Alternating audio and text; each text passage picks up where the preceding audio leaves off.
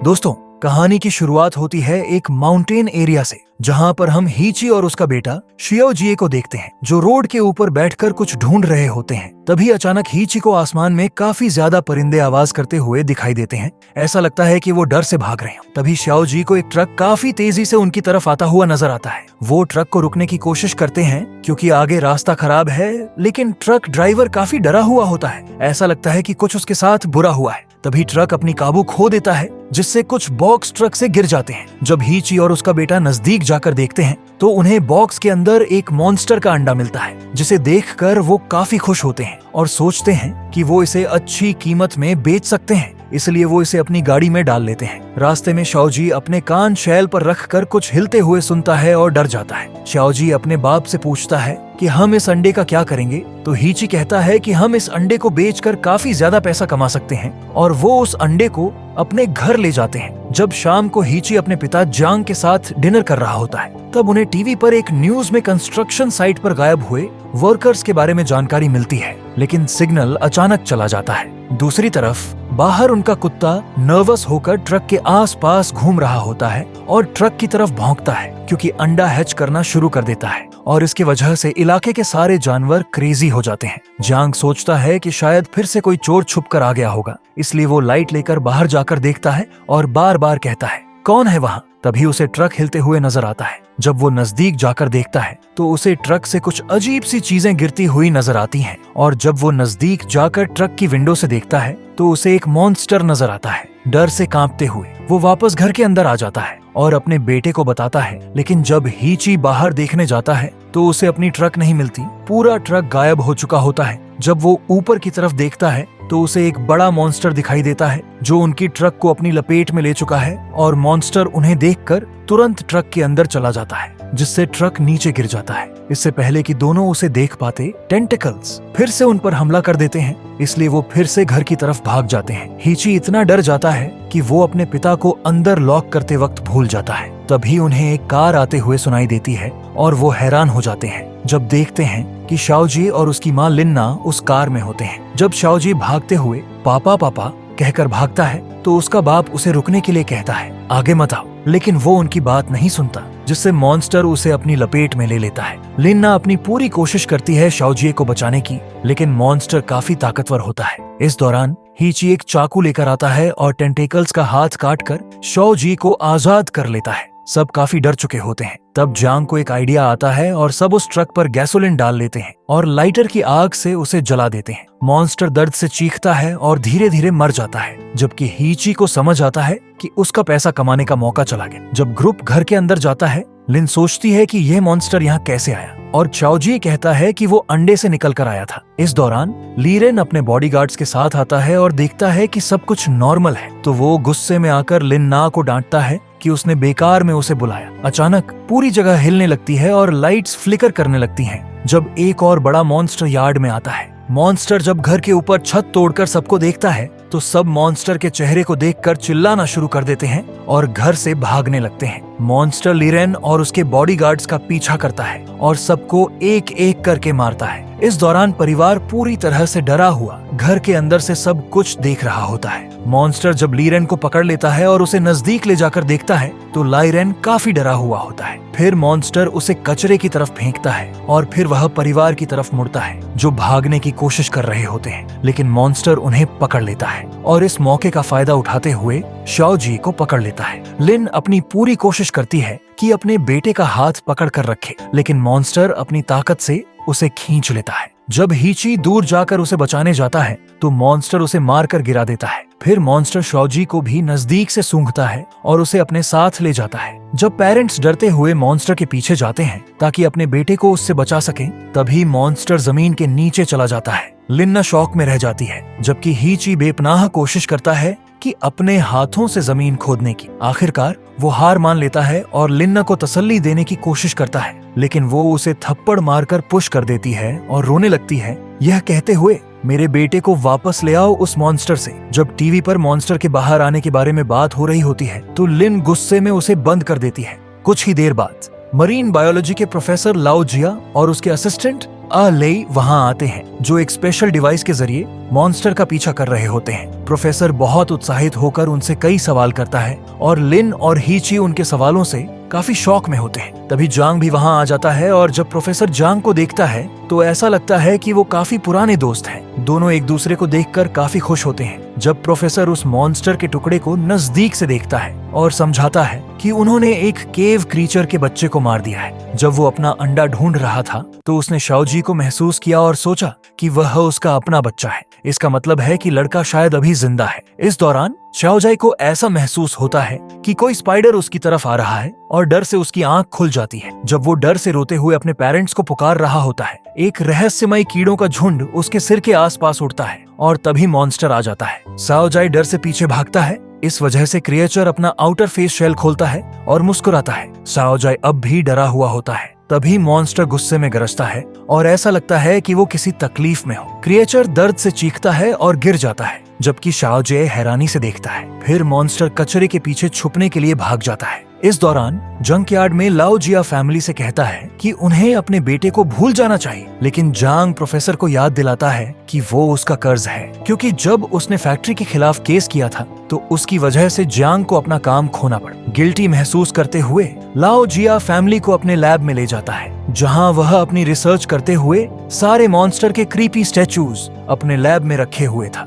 लाओजिया सोचता है कि शाओजी को बचाने का सिर्फ एक तरीका है और वह है मॉन्स्टर को ट्रैंक्विलाइजर के जरिए नींद में डालना, जो हाथियों से बड़े जानवरों को भी बेहोश कर देने के लिए काफी मजबूत होते हैं। लाओजिया यह भी बताता है कि उसने एक केमिकल भी तैयार किया है जो मॉन्स्टर को मार सकता है, लेकिन इसे तभी इस्तेमाल करना चाहिए जब वह क्रिएचर बिल्कुल ही बुरे इरादों वाला हो, और यह सिर्फ लास्ट ऑप्शन है। दूसरी तरफ जब मॉन्स्टर गिरकर तकलीफ में होता है तो सियाओजी इस मौका का फायदा उठाकर भागने की कोशिश करता है, लेकिन वह रास्ता नहीं ढूंढ पाता क्योंकि हर तरफ सिर्फ कचरे होते हैं। तभी वह कचरे में गिरकर एक रेडियो देखता है और उसे ट्राई करता है, लेकिन वह भी काम नहीं करता। जब उसे मॉन्स्टर की तकलीफ की आवाज सुनाई देती है तो उसे कोई रास्ता नहीं मिलता और वह वापस मॉन्स्टर के पास जाकर रोते हुए कहता है कि मुझे अपने माँ बाप के पास जाना है, और मॉन्स्टर की मदद करने लग जाता है। क्रिएचर के मुंह से कुछ वायर्स निकल रहे होते हैं तो शाओजी उन्हें खींचता है और आखिरकार मशीन को क्रिएचर के शरीर से बाहर निकाल लेता है। मॉन्स्टर को तुरंत बेहतर महसूस होता है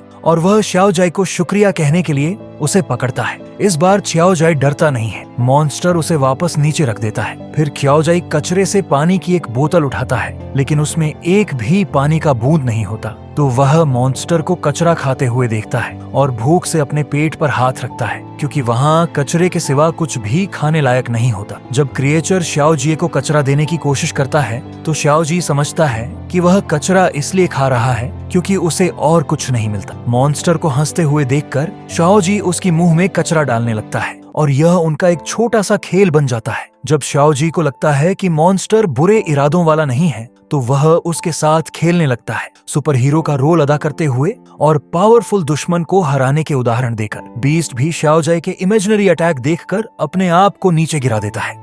कुछ देर बाद शाओजी मॉन्स्टर के पेट पर सोया हुआ होता है। जब एक अजीब आवाज सुनकर वह जागता है। वह देखने के लिए जब कचरे के पीछे जाता है तभी अचानक एक अजनबी उसे पकड़ लेता है, जो क्रिएचर को मारकर लड़के को बचाना चाहता है। जब शाओजी उसे कहता है कि मॉन्स्टर इंसान नहीं खाता तो वह आदमी उसे पागल समझता है और कहता है कि उसके सारे सहकर्मी इस मॉन्स्टर की वजह से मर चुके हैं। शाओजी उस आदमी के साथ चलने के लिए तैयार हो जाता है। जब वे क्रिएचर के पास छिपकर जाने की कोशिश करते हैं टेंटिकल्स से बचते हुए, लेकिन मॉन्स्टर उन्हें महसूस कर लेता है और जागकर उनका पीछा करना शुरू कर देता है। वर्कर शाओजाई को पकड़कर भागता है, लेकिन एक जगह उनका हाथ अलग होकर शाओजी वेस्ट वाटर में गिर जाता है और अंदर डूबने लगता है। जब वर्कर क्रिएचर को आता देखता है तो वह घबरा कर वहाँ से भाग जाता है। क्रिएचर उसका पीछा करता है और एक जगह दोनों एक दूसरे के सामने होते हैं, लेकिन तभी वर्कर के पीछे एक स्पाइडर आता है और उस पर हमला करने वाला होता है। तब मॉन्स्टर अपना मुंह खोलकर आवाज करता है, जिससे स्पाइडर वहाँ से भाग जाता है और वर्कर डर से बेहोश हो जाता है। फिर क्रिएचर अपने टेंटिकल से शाओजाई को आखिरी पल में पानी से निकाल लेता है। वह उसे प्यार से नीचे रखकर उसे जगाने की कोशिश करता है, लेकिन शाओजाई प्रतिक्रिया नहीं करता और मॉन्स्टर रोने लगता है। इस दौरान लाओ जिया मॉन्स्टर का पीछा करने के लिए तैयार हो रहे होते हैं। जब लिन्ना कार में बैठी होती है तो उसे एक पत्र मिलता है। जब वह उसे खोलती है तो एक अंगूठी गिर जाती है और वह पत्र को पढ़ने लगती है। कागज पर लिखा होता है कि हीची एक क्रोनिक बीमारी से जूझ रहा है और लिन्ना रोने लगती है। जब हीची कार में आता है तो लिन्ना उससे पूछती है कि उसने अपनी बीमारी के बारे में कभी उसे क्यों नहीं बताया और क्या इसी वजह से उन्होंने तलाक लिया। हीची कहता है कि वह सब कुछ जानता था और वह बस अपने बेटे के साथ वक्त बिताना चाहता था। उनकी बातचीत को जांग इंटरप्ट करते हुए कहता है कि अब चलने का समय आ गया है और दोनों कारों में बैठकर मॉन्स्टर को ढूंढने के लिए निकल जाते हैं। जब परिवार टनल तक पहुंचता है तो वे हैरान होकर देखते हैं कि चीदोंग अपने भाई के गम में एक ग्रुप वर्कर्स के साथ एक्सप्लोसिव्स के जरिए गुफा को फिर से खोलने की कोशिश कर रहा है। एक वर्कर उन्हें गुफा से निकलने का कहता है क्योंकि वे मॉन्स्टर को मारने के लिए जहर छोड़ने वाले होते हैं। हीची उनसे रुकने की भीख मांगता है क्योंकि शौजी अब भी जिंदा है और जहर उसे भी मार देगा। जब बहस शुरू होती है तो चीदोंग ये पॉइंट आउट करता है कि क्रिएचर को अब जिंदा नहीं छोड़ा जा सकता वरना वह जल्दी शहर पर भी हमला करेगा। हीची उसे डांटने लगता है क्योंकि उसका प्लान जिंदा बचने वालों को भी मार सकता है। जांग हाई इस डिस्ट्रैक्शन का फायदा उठाता है और वर्कर्स की गैस मशीन का पाइप काट देता है। वर्कर्स को पुश करते हुए परिवार आखिरकार गुफा में घुस जाता है। जब वे कचरे के ढेरों के बीच में चलते हैं, आहली अपने डिवाइस का इस्तेमाल करती है और सभी उसके सिग्नल के पीछे जाते हैं। यह घटना बहुत ही इंटेंस और इमोशनल है। यहाँ जब सब लोग आगे बढ़ रहे होते हैं तो हीची को जमीन पर शाओजी की कीचेन मिलता है और वह सोचते हुए कहते हैं कि उनका बेटा अभी भी जिंदा है। अंत में वे मॉन्स्टर को शाओजी के शरीर के पास पाते हैं और सभी को बहुत बुरा लगता है। माता पिता अपने बेटे के पास भागने लगते हैं लेकिन जियांग उन्हें रोक लेता है, यह कहते हुए कि इतने बड़े जानवर से लड़ने का समय अभी नहीं है। क्रिएचर उन्हें महसूस करता है लेकिन वह उन्हें नजरअंदाज करता है। फिर लाओजिया ट्रैंक्विलाइजर फायर करता है लेकिन मॉन्स्टर इसे अपनी टेंटिकल से आसानी से उड़ा देता है। गुस्से में क्रिएचर गरजता है और अपना मास्क वापस पहनता है। हीची दूसरा शॉट फायर करता है और लिन्ना एक कॉम्पाउंड की बोतल उसे सीधे फेंक देती है। पहले तो लगता है कि मॉन्स्टर को कोई फर्क नहीं पड़ता लेकिन वह कुछ देर के लिए शाओजी को सुरक्षित स्थान पर रखने के बाद ग्रुप के पास आता है ताकि लड़ाई शुरू हो सके। अंत में ट्रैंक्विलाइजर का असर होता है और मॉन्स्टर गिर जाता है। माता पिता तुरंत कचरे के ढेर पर चढ़ते हैं अपने बेटे तक पहुंचने के लिए और उसका दिल सुनकर यह पुष्टि करते हैं कि वह अभी जिंदा है। इस दौरान लाओजिया अपनी टेंटिकल से खून का सैंपल लेता है और आले इस प्रक्रिया को रिकॉर्ड करती है। उन्हें हैरानी होती है कि ट्रैंक्विलाइजर उतना असर नहीं करता जितना उन्होंने सोचा था और क्रिएचर बुरा मूड में उठकर जाग जाता है। वह अपनी टेंटिकल से श्योजाई को इंसानों से बचाने की कोशिश करता है लेकिन वर्कर्स का एक तीर उसकी टेंटिकल को रोक लेता है। फिर चुईदोंग हाथों से वहां आता है और सभी लोग मिलकर मॉन्स्टर पर हमला करते हैं। गुस्से में क्रिएचर लैश करता है और कुछ वर्कर्स को नीचे गिरा देता है लेकिन लोग अपनी हिम्मत नहीं हारते। जल्दी से लड़ते हुए क्रिएचर को रोकने के लिए हुक्स फेंकते हैं। एक वर्कर फ्लेम थ्रोवर निकालकर क्रिएचर के शरीर को जलाना शुरू कर देता है लेकिन एक टेंटिकल उसे नीचे गिरा देता है। इसी समय एक वर्कर लाओजिया का बैग और जहर ढूंढ लेता है। लाओजिया और आले उन्हें रोकने की कोशिश करते हैं फिर भी अंत में चीदोंग बोतल लेकर भाग जाता है। वह जहर को क्रिएचर के चेहरे पर फेंकता है जिससे मॉन्स्टर को बहुत दर्द होता है। फिर एक आदमी डायनामाइट तैयार करने की कोशिश करता है तो जियांग उसे रोककर उसे टैकल कर लेता है। फिर चीदोंग एक बड़ा तीर क्रिएचर के सीने में घुसाता है ताकि वह उसे मार सके। तभी शाओजी उठकर देखता है और गुस्से में वर्कर्स पर चिल्लाता है कि वह मॉन्स्टर को मारना बंद कर दें और आंसुओं के साथ चिल्लाता है। क्रिएचर समझ जाता है कि लड़का जिंदा है और सभी वर्कर्स को कचरे के ढेरों पर फेंकना शुरू कर देता है। एक वर्कर आखिरकार जांग को धक्का देकर डायनामाइट को जलाता है और फेंकता है जिससे एक छोटी सी धमाका होता है और कचरे के ढेर हिल जाते हैं और शाओजी गिर जाता है। खून से सना हुआ क्रिएचर आखिरी पल में बच्चे को पकड़ लेता है और परिवार को हैरानी होती है। बदकिस्मती से एक और कचरे का ढेर शाओजी पर गिरने वाला होता है तो मॉन्स्टर काफी जख्मी हालत में भी उससे बचाने के लिए ढाल बनता है लेकिन वह पहले ही बहुत कमजोर हो चुका होता है और हमलों की वजह से और भी जख्मों का सामना करता है। शाओजी अपने माता पिता से अपने दोस्त की मदद के लिए रोता है। तब चीदोंग गुस्से में अपनी टीम को कहता है कि उसे मार डालो। वे शियोजी के आंसुओं को नजरअंदाज करते हुए क्रिएचर के पेट पर वार करते हैं। छुरियों और तीर की मदद से आखिरी बार क्रिएचर को हराने की कोशिश करते हैं। तभी चीदोंग एक जोरदार तीर से हमला करता है और मॉन्स्टर के शरीर से सभी कचरे बाहर निकल आते हैं लेकिन कोई भी इंसान का शरीर नहीं मिलता। फिर काफी सर्वाइवर उस जगह से निकल कर आते हैं और चीदोंग का भाई रोते हुए बताता है